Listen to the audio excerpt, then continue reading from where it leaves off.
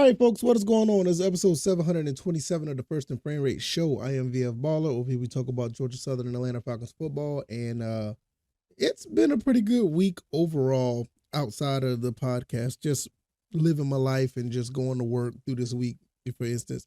And can't wait for the Christmas weekend to start. But nevertheless, we're going to talk about the signing day. Coach Clay Helton comes back with the vengeance. Bounced back from a 6-7 season to have a very, very good signing day. We're going to talk about some of these players. Well, I'm just going to give you a rundown on the players that we picked up, give my thoughts and opinions on them, because what I'm going to do in the coming weeks, I'm going to start doing some highlights on every player that we signed on signing day. I think everybody that was signed, I have the time and the resources to actually give these guys a fair shake as far as an episode. Maybe 2 guys an episode, or maybe 3 guys an episode, or maybe one person get their own episode for themselves based on what I see overall. Because a lot of these guys that are on this list, I've already watched some tape on them. I already seen what they can do. At least 20 to 30% of these guys, I've seen what these guys can do. And I'm going to tell you, I think we have a pretty good look, as far as another batch of recruits coming in. This looks really good. So we're going to talk about who we signed, and we're just going to go from there. So if this is your first time here, welcome. I could be found on YouTube and Rumble. I am also on Anchor, Spotify, Apple, and Google Podcasts. You can find me on Twitter or X at VFBaller, and the website is firstandframerates.com. All right, let's just get straight into it. I can't remember the number 2, 3, 4, 5, 6, 7, 8, 9, 10, 11, 12, 13, 14, 15, 16, 17, 18, 19, 20. Well, it's over 20, between 20 and 24 guys that we signed. And it is absolutely amazing that after everything that's going on this season with the turmoil, the problems at quarterback, us not winning games, going on a 4 to 5 game losing streak, it was kind of dire. Thought we was going to lose some guys. Thought some guys wasn't going to come up. I know there's one person who flipped on us, but yeah, I'm kind of glad that he did. But I feel like what we bringing in is really nice.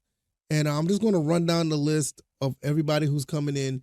And then from there, I'll give you my thoughts on what Coach Clay Helton has done, because I think he's done a great job with this. So first and foremost, we're going to start from the top. I'm going to have the link down in the description if you want to look at this on the Georgia Southern Eagles website, so you can look at the list for yourself. They also have a profile of each person who was signed their letter of intent. So yeah, they have their bios. So first it was Mekhi Isaac, tight end, 6'4", 205 out of Warner Robins.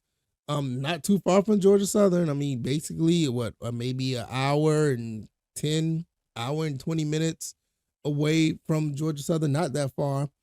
Then you get Keon Davis, wide receiver, 6'2", 190 out of Atlanta, Georgia. CJ Allen, linebacker out of Jacksonville, Florida, 6', 205. I've heard some nice things about him. Carlos Mays, another guy that I was not able to go to his game. I wanted to go, but once I started my new job, it kind of threw things for a loop, so I was not able to go. I really feel bad about that, but hopefully I'll get to see him in the blue and white. He is 6'2", 195 out of Macon, Georgia. Colin Alexander, offensive lineman out of Stockbridge, 6'5", 285. Jaquari Brown, I think I said that right, cornerback with the nice size, 6'2", 180. I mean, that's a good fit for a cornerback. Big physical, type of cornerback. You want to get a bigger cornerback on the edge, especially with these receivers nowadays that are getting a little tall as well. Also out of Warner Robins, Georgia, out of Houston County High School. Eli Anders. Now, let me tell you something about this guy here. There's got to be some type of pipeline to the North Carolina area when it comes to, I want to say this right, Hogue High School or Hugh High School. I said it right one time. I can't remember if I'm saying it right now. You got like 3 or 4 guys on this team from that high school already. So there's like some type of pipeline that Coach Clay Helton has, got with this. with this high school, and it's working very well. And Eli Anders, I don't remember him being this stout of a player. Defensive end at 6'5", 230. I mean, that is really good. I mean, I love what I see right there. That's actually pretty awesome. I think he's going to be, in my opinion, I feel like he's going to be one of those guys that's probably going to be starting day one, because I mean, our defensive ends are a little thin. They do play pretty well. Most of our pass rush comes from the front of the front two defensive tackles. So it'd be good to have him on the outside. Really good to see. Devin Collier, safety, 5'11", 200 out of Albany, Georgia. Elijah McDowell, cornerback, another one with pretty good size. Cornerback at 6'3", 180. You got to think about it. He's bigger than some of our receivers.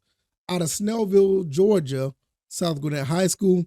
Jordan Woolen, wide receiver, 6', 160 out of Hoover, Alabama. Teo Todd, I've heard some good things about this kid here, running back, 5'9", 175 out of West Point. Troup County High School. Let me tell you something. Today, matter of fact, today when I was at work, I went down to Troup County. I had to go down there, the LaGrange, Georgia, or something like that. And I passed by the high school. That's a nice looking high school off the interstate. Really nice looking high school off the interstate. Dorian Smith, cornerback, 6', 185. Another nice size running cornerback out of Fort Valley, Georgia. Antavius Murphy, wide receiver, 5'9", 185 out of Bainbridge, Georgia. Jalen Bentley, safety, 6'1", 185 out of Valdosta. Tyler Budge, I've heard some good things about this quarterback. I've heard some really good things about him, and it's going to be really interesting to see if he can develop in the system. 6'3", 205 out of Matthews, North Carolina. Weddington High School. Let's see who we got next. King Triton, I think I said that. King Triton, that's a very unique name. Samula, offensive line, 6'4", 310 out of Mableton, Georgia. That's not too far from my spot. Nasir Smith, defensive tackle, 6'4", 250 out of Lawrenceville, Georgia. Grayson High School. Bryce Baker, this is another kid from my hometown, Savannah, Georgia. I've heard some good things about him too. 6', 210. That is a great size to be coming in the college football. We got to watch him as well. I've seen Tyler Jordan. He just transferred out.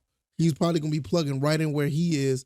But good to see him come from Benedict Military High School. Philip Gladney, defensive back, 6', 175 out of Kennesaw. That's another guy I said I was going to go to one of his games, and I wasn't able to go to that one either.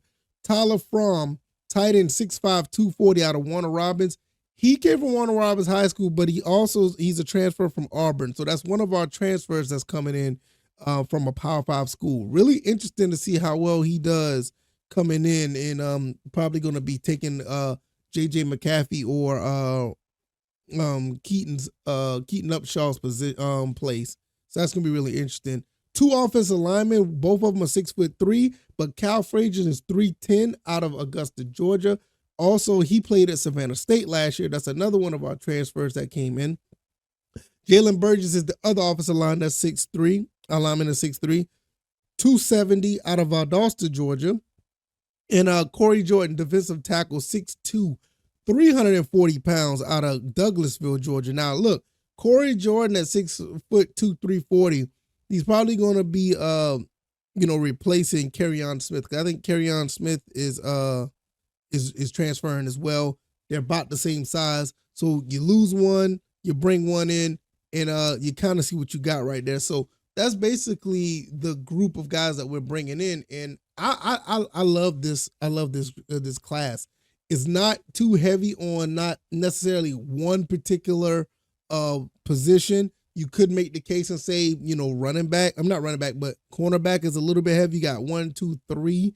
But then again, you got 1, 2, 3 wide receivers. It's a little balanced out all over. I mean, you got players all over the place.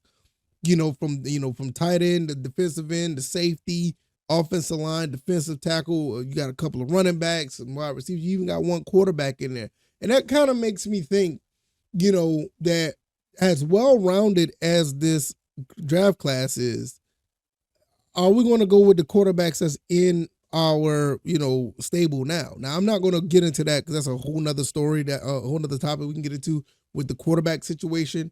But bringing only one in, I hope we don't go into the transfer portal. I really don't. I hope we don't go there. But it's a high possibility that it may happen. So what we have here is a very well-rounded class, and it looks really good. These guys, you got big cornerbacks. You got a couple of safeties that can mix it in. One could be a free, one could be a strong.